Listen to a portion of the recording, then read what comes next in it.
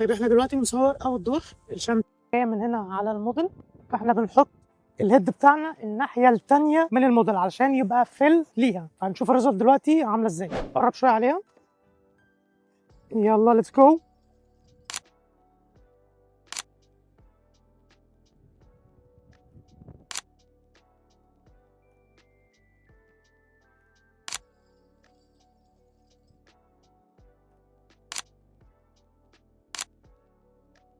طيب في مشكله بتواجه اي حد بيصور اوت دور ويدنج فاشن ايا كان وبيستخدم اضاءه، هي المسافه ما بين الموديل او المسافه ما بين الكابل والاضاءه.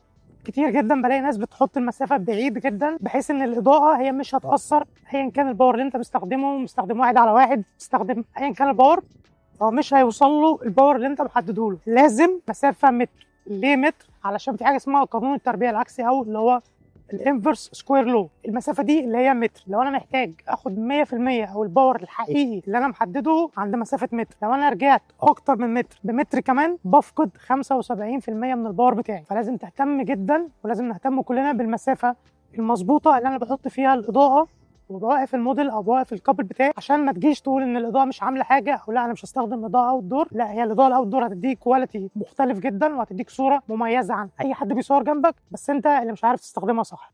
سلام.